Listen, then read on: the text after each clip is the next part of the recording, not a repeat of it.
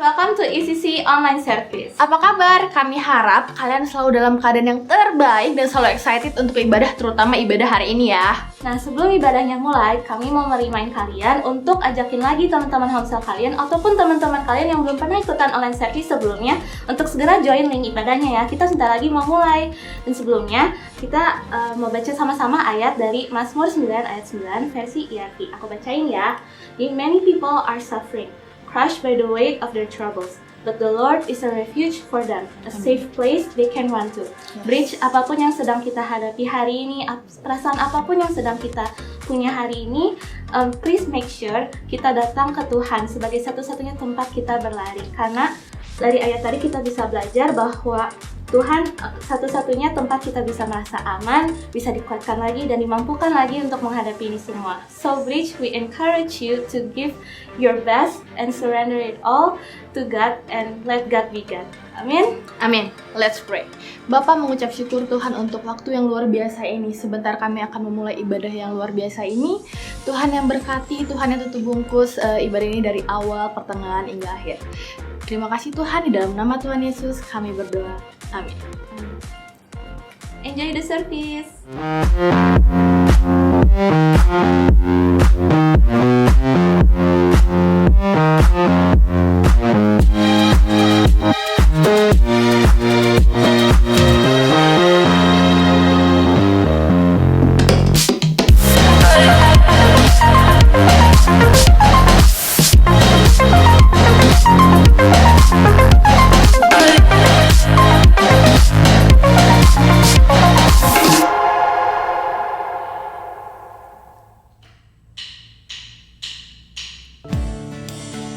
Mari setiap jemaat Tuhan nyanyikan lagu ini dengan segenap hatimu. Come on. Kau berikanku hari yang baru, harapan ada dalam hidupku. Ku tahu Kau setia dalam langkahku. Kau pun beserta lewati malam, tak pun Kau ada, tak pernah Kau tinggalkan. Dan ku percaya Kau setia. Biar ku memandang semua kebaikan-Mu.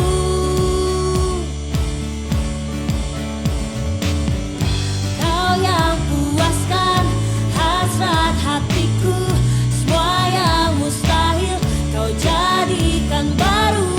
Kasih-Mu besar, Yesus Tuhanku. Yang buta melihat, tuli mendengar, lumpuh berjalan. Kau ajaib berkuasa, janji-Mu nyata selama-lamanya.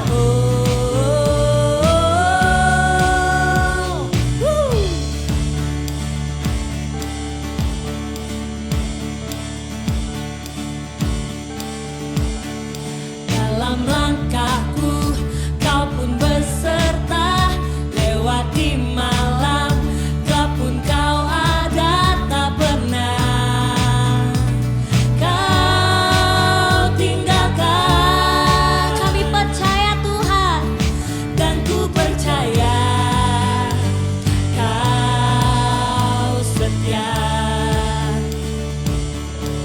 Biar ku memandang semua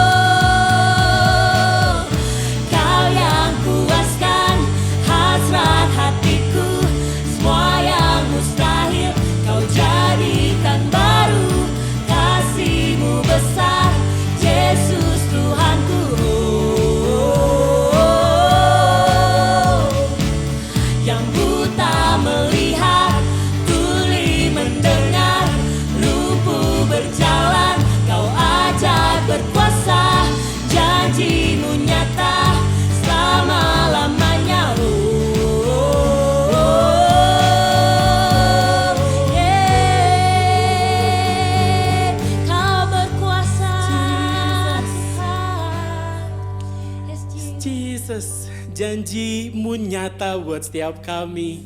Engkau Tuhan yang memegang setiap janjimu. Bahkan Engkau Bapa yang setia terhadap setiap perkataanmu bagi kami. Hari ini kami mau datang sekali lagi memanggil Engkau Bapa kami, Bapa kami. Dan hari ini kita akan menyembah Tuhan dengan satu lagu baru.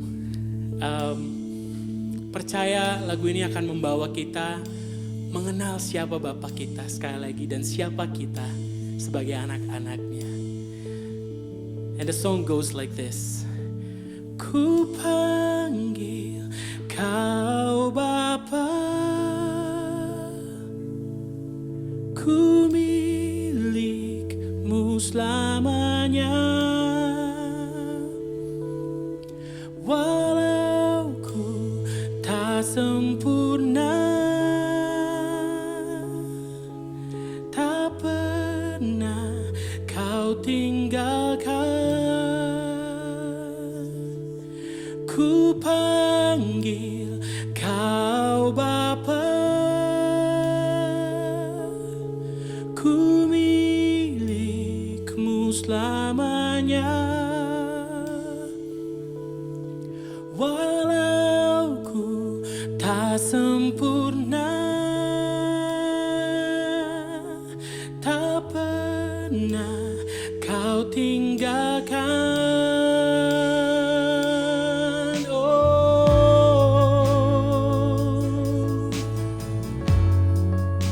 sebab kasih-Mu kekal, kasih-Mu kekal untuk selama-lamanya. Kasih Bapa kekal untuk selama-lamanya. Oh,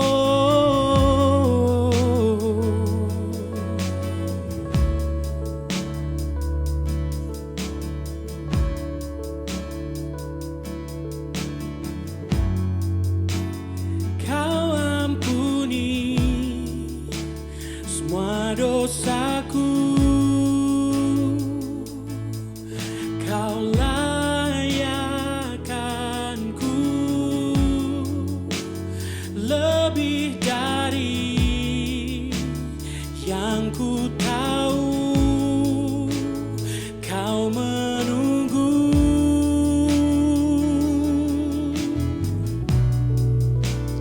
ku bersyukur.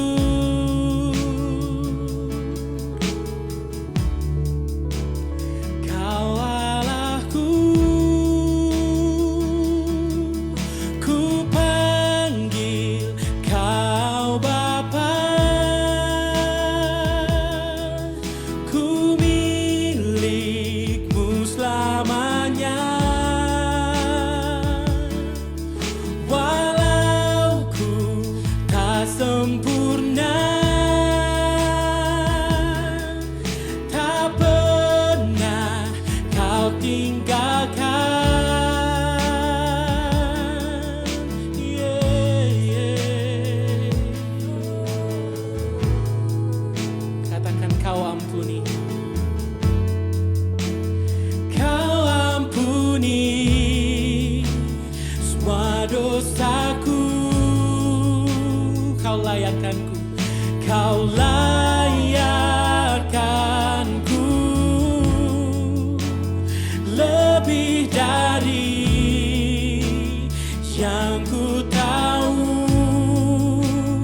Kau menunggu,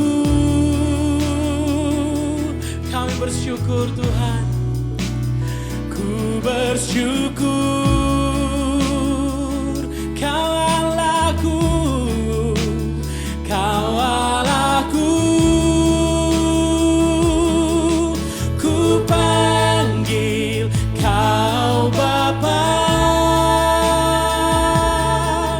ku milikmu selamanya.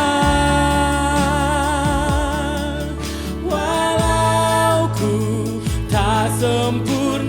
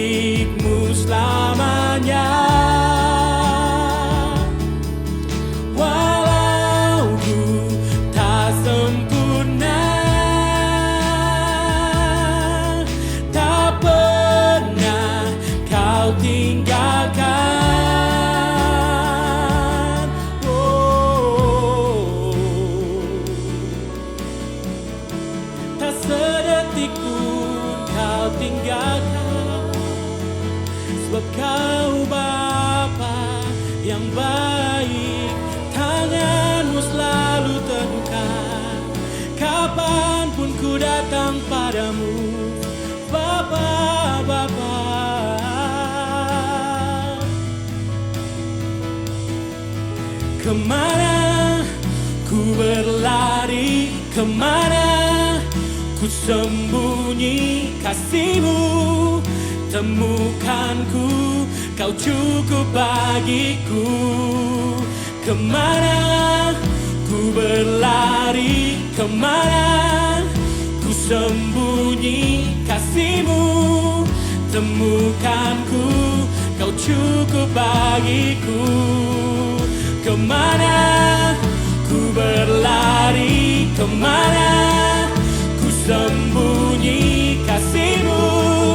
Temukan ku, Kau cukup bagiku. Kemana ku berlari, kemana ku sembunyi kasih-Mu. Temukan ku, Kau cukup bagiku.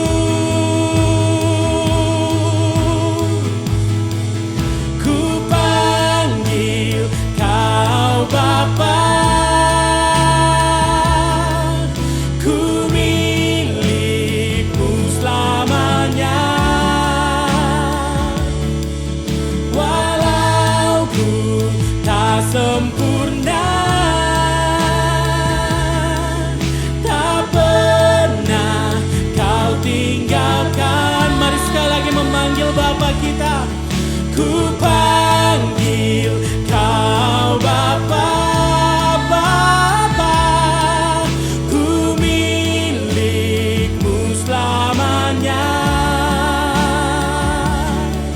Walau ku tak sempurna, tak pernah Kau tinggalkan. Come on, with all your heart we sing. Kemana ku berlari, kemana ku sembunyi kasih-Mu. Temukan ku, Kau cukup bagiku. Kemana ku berlari, kemana ku sembunyi kasih-Mu. Temukan ku, Kau cukup bagiku. Come on, sing it again. Kemana ku berlari, kemana ku sembunyi kasih-Mu. Temukan ku, Kau cukup bagi. One last time we sing. Kemana, oh, kemana, oh, Kau cukup bagiku.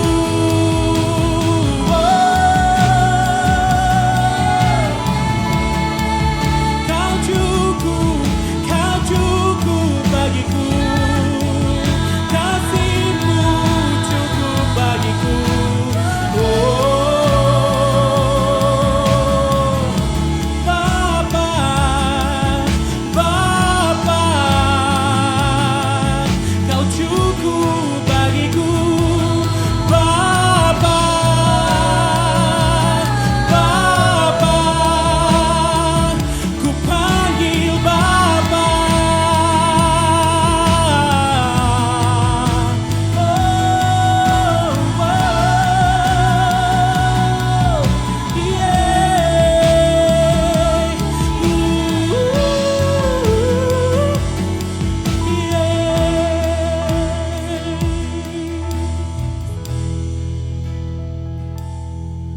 Ku panggil Kau Bapa, ku milik-Mu selamanya. Walau ku tak sempurna, tak pernah Kau tinggalkan. Mari sekali katakan.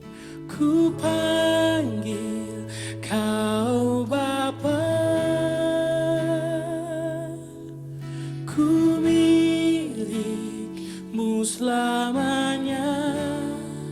Oh, walau ku tak sempurna, yeah, tak pernah tinggalkan.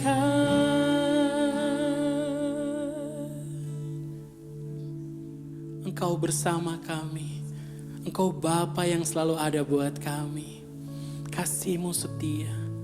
You are too faithful to leave us. Kau terlalu setia untuk meninggalkan kami.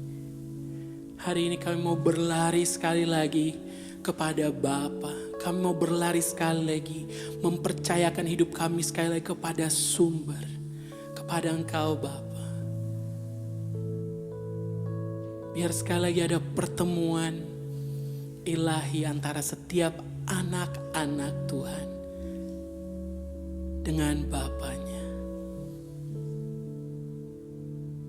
In the name of Jesus, we pray. Amen. Amen. Wow, what a powerful praise and worship. Siapa yang merasa terberkati dengan ada pelayanan tadi? Kalau merasa terberkati, mari yuk sama-sama say thank you volunteer dengan ketik di kolom komentar 1, 2, 3. Thank you volunteer. Oke, nah buat teman-teman yang baru pertama kali menonton ibadah online service, saya menyapa buat teman-teman semua yang baru, welcome home. Kalian bukan orang asing, kalian adalah bagian keluarga ACC Church. So, after this, kami pengen kenalan dengan teman-teman yang baru pertama kali dengan cara masuk accchurch.online dan pilih Newcomer Lounge. Oke, kita tunggu. Nah, ini ada pengumuman nih yang penting. Catat ya. Yang pertama, Home Cell Movement Selasa 6 Juli jam 7 atau jam 19 untuk zone, pastor, home leader, dan seluruh leader Gaze family. Nah, yang kedua, Brave Woman Sabtu 10 Juli jam 10 pendaftaran di accchurch.online mengundang semua wanita yang ada di ACC untuk join acara ini. Saya sih pengen join tapi tidak bisa. So, it's offering time. Mari kita belajar dari sebuah kisah di 1 Raja 17 ayat 7 sampai 24. Nah, kisah ini adalah kisah Elia dan janda di Sarfat. Sangat merema banget di hidup saya sekarang ini. Sedikit saya rangkum bahwa kisah Elia ini yaitu dia ke Sarfat, kemudian ketemu sama janda ini. Lalu dia minta minum nih ke janda. Setelah minta minum, dia minta lagi sepotong roti. Nah, respon wanita perempuan ini ketika diminta minum, dia memberi. Tetapi ketika dia diminta roti, si perempuan ini langsung menjawab, di ayat 12 bisa dilihat, saya itu hanya punya segenggam tepung dan sedikit minyak. Gimana mau kasih? Saya aja mati di situ setelahnya. So, dari kisah ini, saya pun pernah di posisi si perempuan itu, di mana harus memberi, tapi saya nggak punya apa-apa lagi, tinggal dikit. Itu pun udah habis. Ya gimana terutama dalam persembahan dan persepuluhan. Sempat galau banget sih, mau tetap setia nggak ya dalam memberi.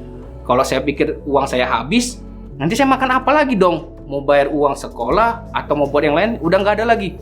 But inilah yang saya temukan di ayat 13, saya merema banget. Diberkata, tetapi Elia berkata kepadanya, janganlah takut, pulanglah, buatlah seperti yang kau katakan, tapi buatlah lebih dahulu bagiku sepotong roti bundar kecil daripadanya dan bawalah kepadaku. Kemudian barulah kau buat bagimu dan bagi anakmu itu.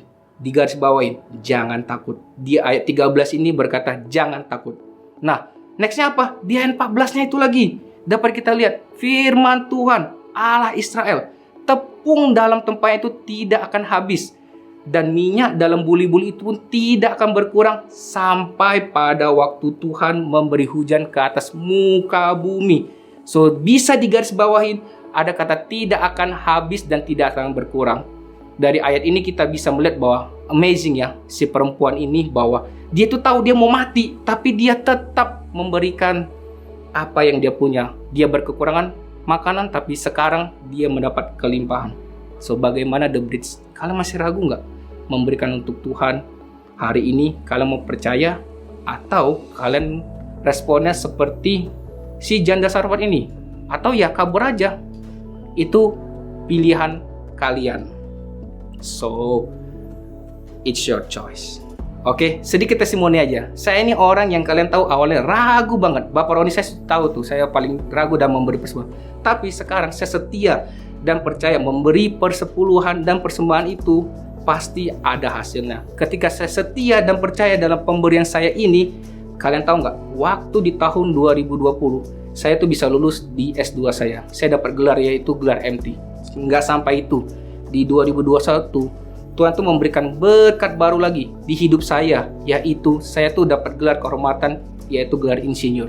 So you know what? Saya bukan membanggakan saya banggakan berkat Tuhan yang Tuhan berikan ke saya. Bahwa saya tuh menjadi insinyur Clinton Girsang MT, berkat Tuhan. So penutup The Bridge, saya ini orang teknik, mungkin bisa dibilang saya ini anak yang paling jago lah dalam menghitung. Tapi kalian tahu nggak?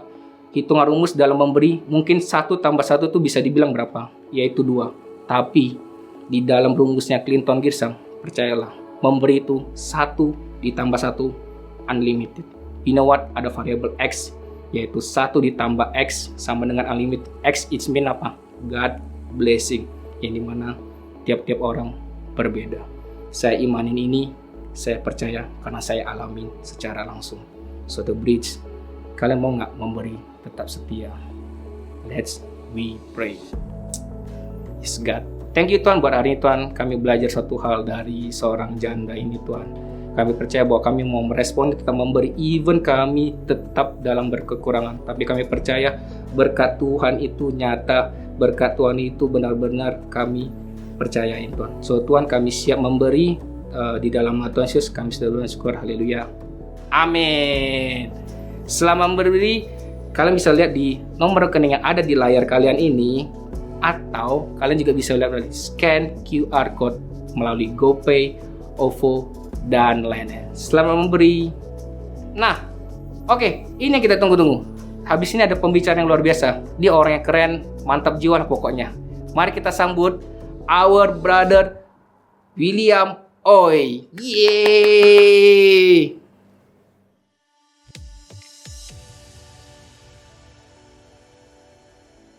Di tengah situasi ekonomi saat ini, persaingan dunia, kerja, dan bisnis merupakan salah satu tantangan terbesar yang harus kita hadapi. Dunia hari ini mencari pribadi-pribadi yang berkualitas, bukan hanya secara skill dan pengetahuan, tapi juga secara karakter dan kreativitas serta memiliki network yang luas. Hal inilah yang mendorong lahirnya ECC Kingmaker, sebuah wadah di gereja ECC di mana para penggiat marketplace dapat saling mengenal, diperlengkapi, bahkan berkolaborasi. Misi dari ECC Kingmaker adalah to equip the marketplace people with kingdom values, character, skill, dan network. Kami ingin memperlengkapi setiap peserta dengan nilai-nilai dan karakter kerajaan surga, serta juga keterampilan dan relasi yang dibutuhkan agar mereka dapat maksimal di tengah usaha dan pekerjaan masing-masing. ECC Kingmaker diperuntukkan khususnya bagi generasi muda yang baru akan terjun ke dunia marketplace, baik sebagai entrepreneur maupun eksekutif. Namun tidak tertutup juga bagi saudara yang sudah berkecimpung di marketplace, tetapi masih ingin ikut belajar dan berkolaborasi bersama. Setiap kelas yang ada di dalam kurikulum ECC Kingmaker akan menghadirkan pengajar-pengajar yang telah teruji dan berpengalaman. Selain itu, kami juga akan mempersiapkan mentor yang akan mendampingi serta membimbing para peserta dalam memulai usahanya. Visi kami adalah to become a kingmaker in a marketplace that will influence the nation. Kami berdoa agar melalui program ini akan lahir orang-orang hebat yang akan bersinar di marketplace dan membawa pengaruh bagi kemajuan bangsa kita Indonesia. Pastikan saudara memperoleh informasi lebih lanjut di ecc.church.online. Tuhan memberkati dan sampai jumpa di ECC Kingmaker.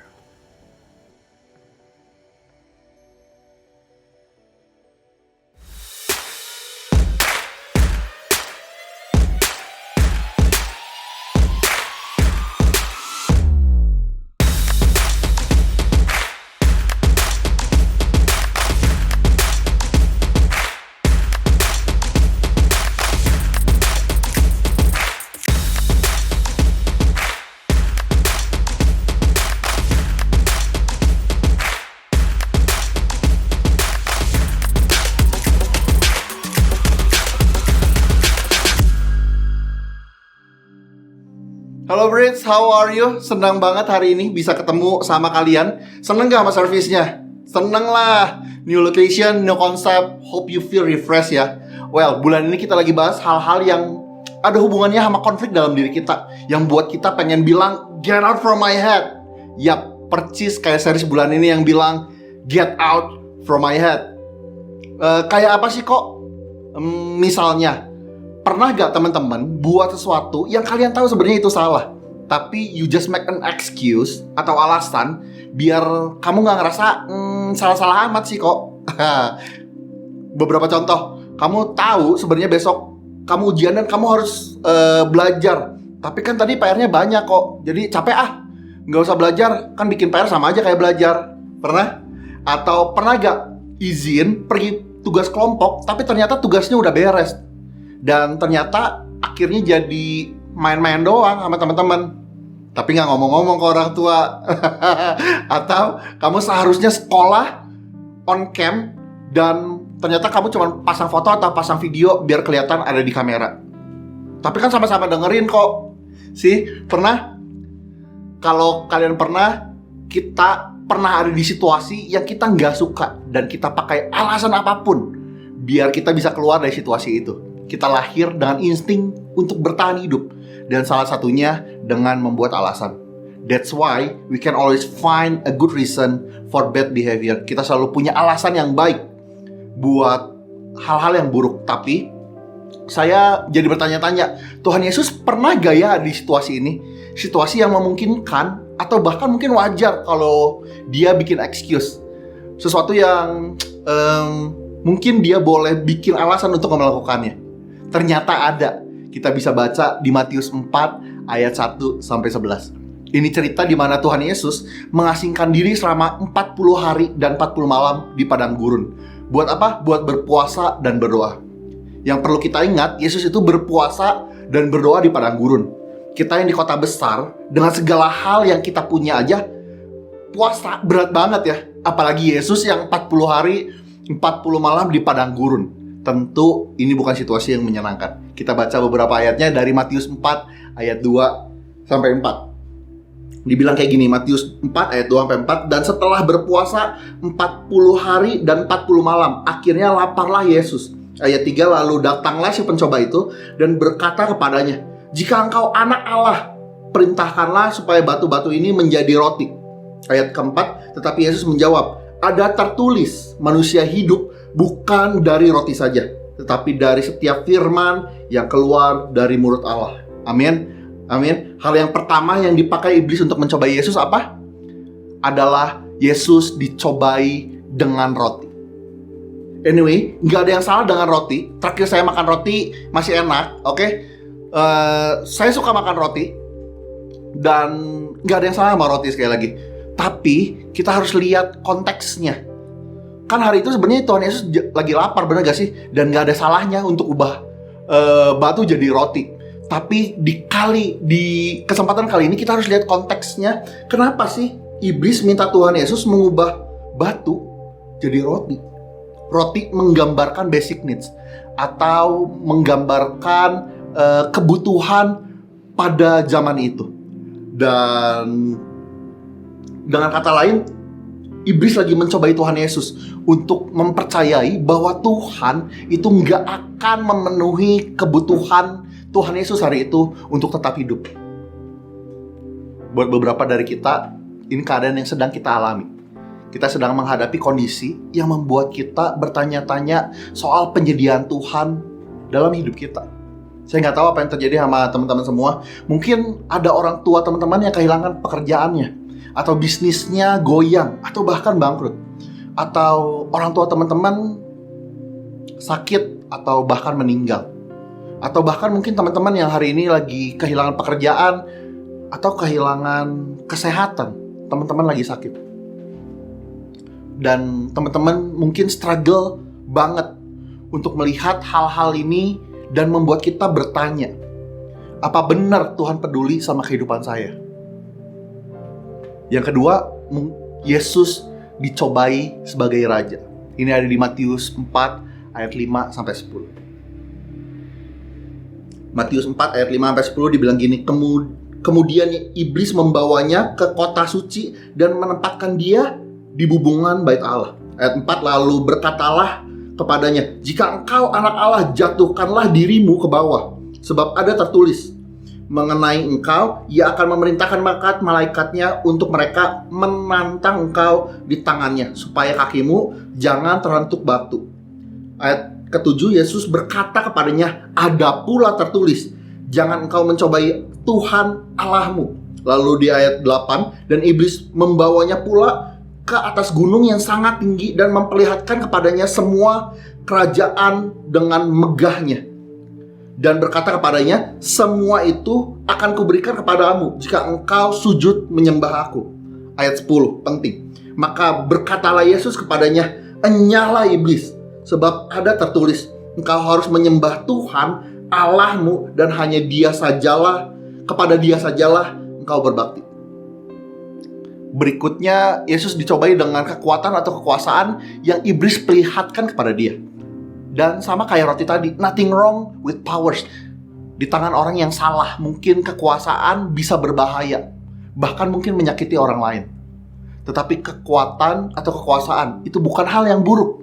Dan iblis mau, Yesus percaya bahwa iblis punya kekuatan yang lebih besar dari Tuhan. Kuasa atau kekuatan di dunia, teman-teman, mungkin bukan untuk memerintah dunia, tapi simple untuk jadi seseorang yang diterima atau dianggap di lingkungan pertemanan teman-teman, di sekolah, di kampus. Dan kamu mungkin gak bergumul di poin yang pertama tentang penyediaan, tapi kamu bergumul banget dengan hubungan dan penerimaan. Seperti ada desakan untuk jadi siswa atau mahasiswa yang paling hype, paling teladan, atau jadi pengurus OSIS yang di sekolah, atau jadi pengurus HIMA, atau bahkan jadi badan eksekutif mahasiswa yang di mahasiswa, atau hal apapun yang mungkin ada di komunitas kamu. Dan ada banyak hal lainnya yang sepertinya perlu banget kamu usahain biar kamu ngerasa diterima atau dikasihi. Dan kamu mungkin pernah hidup dengan gaya hidup please everybody. Kita coba pakai baju sekeren mungkin, ngobrol senyambung mungkin, kita coba kelihatan jadi orang yang paling hype, bahkan kalau itu berarti melakukan hal-hal yang bertentangan dengan nilai-nilai kebenaran. Soalnya kamu ngerasa, gue harus disukai, man. Atau yang kedua, you live to achieve. Teman-teman mungkin belajar gila-gilaan, melakukan segala cara, nyontek, curang, bohong, biar apa? Yang penting gue achieve something. Dan dari semua yang kamu bisa lakuin itu, kamu tetap ngerasa nggak diterima, kamu tetap ngerasa gagal. Dan kamu stuck lagi di pertanyaan yang sama kayak tadi. Apa benar Tuhan peduli sama hidup saya? Entah kamu dicobai atau struggle di daily needs kamu, ataupun di social needs kamu. Kamu harus sadar hari ini, iblis lagi membuat kamu struggle untuk percaya Tuhan itu peduli sama kamu. Dan saya harus bilang, jawabannya cuma satu. Apa? Tuhan peduli banget sama kamu. Tahu dari mana kok, Will? So tahu. Tahu, karena Tuhan Yesus yang jawab itu sendiri. Kalau teman-teman tadi amatin apa yang saya baca dari Alkitab, pasti teman-teman sadar, apa yang Tuhan Yesus selalu jawab ke iblis? Ada tertulis. Ada tertulis, ada tertulis. Dan lewat apa yang Tuhan Yesus lakukan, kita belajar apa? Bahwa Tuhan Yesus lagi mengingatkan dirinya sendiri, bahwa Tuhan itu peduli. God already provide everything He need. Tuhan udah menyediakan semua hal yang Tuhan Yesus butuhkan buat hari itu dia hidup.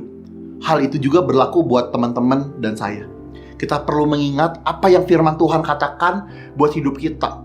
Apa yang janji Tuhan bilang buat hidup kita. Dan ini ada di firman Tuhan. Dan itu akan membangun iman kita. Dan kalau kita bisa mengingat firman Tuhan, itu akan membuat kita gak mudah ragu pada apa penyediaan Tuhan, pada apa janji Tuhan buat hidup kita. Kalau hari ini ada teman-teman yang lagi bergumul sama daily needs atau kebutuhan sehari-hari, misalnya penghidupan, makanan, tempat tinggal, saya percaya Tuhan gak lupa sama kamu hari ini. Dia tempatin kamu di komunitas yang tepat hari ini. Dan saya percaya kalau kamu ada di sini, karena Tuhan juga udah tempatin orang-orang yang paling tepat di sekeliling kamu untuk bantu kamu keluar dari keadaan itu. Teman-teman boleh banget cerita ke home leader kamu, ke zone leader kamu, bahkan ke pastor kamu. Mereka akan dengan senang hati mendengar kamu, dengerin share kamu. Bahkan mereka mungkin bisa tolong kamu. Bahkan kalau mereka nggak bisa tolong, mereka mungkin punya orang-orang yang tepat yang bisa tolong kamu. Dan yang pasti kita akan senang banget buat berdoa bareng kamu. Dan yang kedua, buat teman-teman yang lain yang struggle karena kamu merasa tertolak, kamu merasa harus punya ini, harus punya itu, harus melakukan ini, harus melakukan itu biar kamu diterima dan merasa terpenuhi. Saya mau bilang, kamu nggak harus melakukan itu semua. Yang kamu harus sadari, tanpa kamu ngelakuin semua itu, Tuhan tetap terima kamu. Dan kita di gereja, di home cell yang ada, kita terima kamu apa adanya. Kamu perlu tahu bahwa Tuhan itu ada buat kamu dan Dia jagain hidup kamu. Tuhan peduli sama kamu, gak peduli gimana pun kondisi kamu. Kamu gak perlu cari kasih sayang di luar sana, pengakuan di luar sana. Dan kamu gak perlu kompromi dengan value-value yang hari ini kamu pegang. Good. So ada satu ayat yang perlu kamu ingat. Setiap kali kamu meragukan Tuhan menyertai kamu atau peduli sama kamu atau enggak, itu udah ada di Filipi 4 ayat 19. Kita baca bareng-bareng. Filipi 4 ayat 19. Dibilang kayak gini, Allahku akan memenuhi segala keperluanmu menurut kekayaan dan kemuliaannya dalam Kristus Yesus. Sekali lagi, Allahku akan memenuhi segala keperluanmu menurut kekayaan dan kemuliaannya dalam Kristus Yesus. Lewat ayat ini kita bisa semakin yakin bahwa Tuhan, pemilik alam semesta ini, care sama kamu dan setiap kamu ada di hati dan pikirannya Tuhan. So, apa yang perlu kita lakukan di minggu ini? Yang pertama, poin pertama saya adalah remind. Minggu ini saya mau ajak setiap kita hafalin ayat ini. Oke, teman-teman boleh gak ya? Even ini online, kita baca bareng-bareng ayat ini sekali lagi. Filipi 4 ayat 19, kita baca 2 kali, oke? Kita bacakan 2 kali, sekali lagi. Allahku akan memenuhi segala keperluanmu menurut kekayaan dan kemuliaannya dalam Kristus Yesus. Sekali lagi, Allahku akan memenuhi segala keperluanmu menurut kekayaan dan kemuliaannya dalam Kristus Yesus. So, setiap kali kamu ragu sama penyediaan Tuhan atau pernyataan Tuhan, I want you to whisper this verse to yourself. Even waktu kamu ngerasa bahwa kok belum ada yang terjadi di hidup saya, nothing happen. Saya mau kita sama-sama berjuang untuk percaya bahwa Tuhan itu peduli sama kamu. Amin. Yang kedua, kalau yang pertama remind, yang kedua reverse. Waktu kamu memperkatakan Filipi 4 ayat 19 tadi, ini mungkin nggak merubah keadaan kamu secara langsung. Mungkin kamu ngerasa masih sama-sama aja kok keadaan saya. Tapi waktu kita perkatakan ayat ini secara berulang kali, kita lagi membangun iman kita. Kita perlu memperkatakan hal yang jadi kebalikan dari keadaan kita hari ini. Oke? So, mari terbiasa memperkatakan saya diberkati. Saya dikasihi. Tuhan sayang sama saya. Tuhan sayang sama keluarga saya. Tuhan peduli sama hidup saya dan semua hal baik lainnya. Amin. Amin. Mari reverse. Yang pertama remind, yang kedua reverse. Mari perkatakan hal yang sebaliknya. Hari ini waktu kamu lihat hidup kamu dan sepertinya sulit percaya apa yang Alkitab katakan itu benar, mari memutuskan untuk tetap percaya sama firman Tuhan. Mari tetap memperkatakan firman Tuhan. Dan kamu harus tahu bahwa Tuhan mampu dan mau memenuhi apa yang kamu butuhkan. Dia mengasihi kamu dan mungkin lewat hidup dan respon kamu yang berubah, ada banyak orang juga yang hidupnya akan diubahkan dan bahkan mengenal Tuhan. So, setiap kita tergoda untuk melakukan hal yang kita tahu itu dosa ataupun itu nggak sesuai dengan firman Tuhan. Teman-teman, saya mau bilang, mari isi hal ini. Saya tergoda melakukan ini karena saya butuh something. Oke, nanti ada muncul di layar teman-teman. Saya tergoda melakukan ini karena saya butuh. Oke, dan lihat apa yang sebenarnya kalian butuhkan atau gumulkan. Sebenarnya Tuhan udah sediain buat kamu. He take care of you so much. So, teman-teman nggak perlu melakukan sesuatu yang kalian tahu itu salah untuk memenuhi apa yang kalian butuhkan di hidup kalian. Amin. Kira-kira itu yang bisa saya share hari ini. Tapi di akhir sermon saya, boleh gak teman-teman hari ini saya tantang buat teman-teman berdoa. Saya mau berdoa buat 2 hal. Yang pertama, teman-teman yang hari ini sedang bergumul buat penghidupan teman sehari-hari, buat penyertaan Tuhan, untuk melihat penyediaan Tuhan di hidup kalian. Yuk kita berdoa.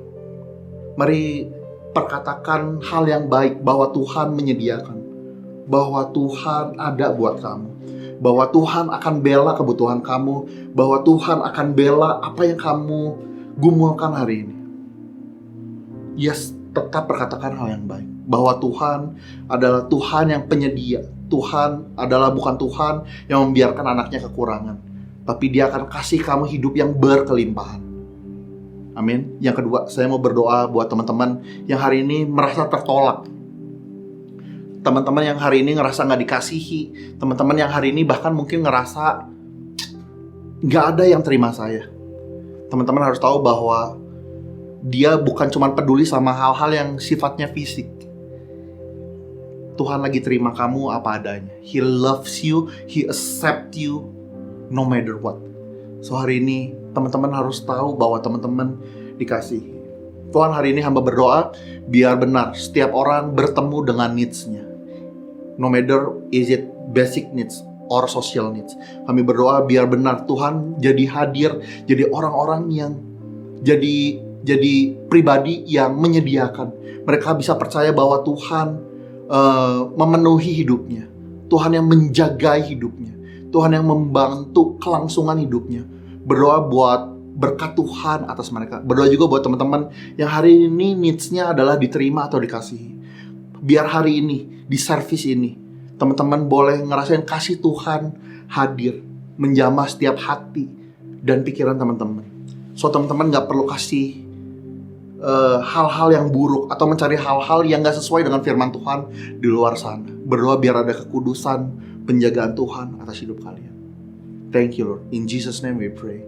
Amin.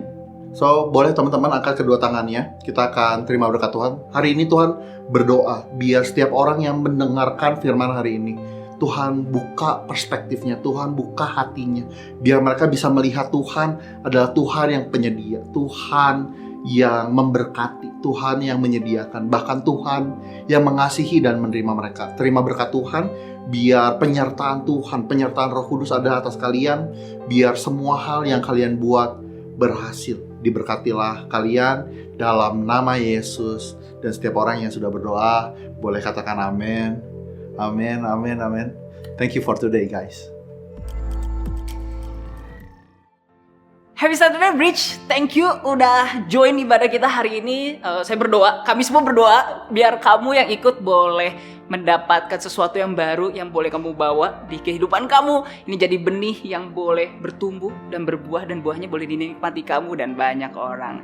Oke, so di sisi kami percaya semua bahwa ini bukan sekedar hanya Bridge ya, gedung, oke, tapi ini adalah keluarga, rumah buat kamu. So, untuk sekali lagi yang kamu baru pertama kali join ibadah hari ini, kamu bisa masuk ke newcomer lounge kita di ECCchurch.online. Oke, jadi kita pingin kenal lebih siapa kamu.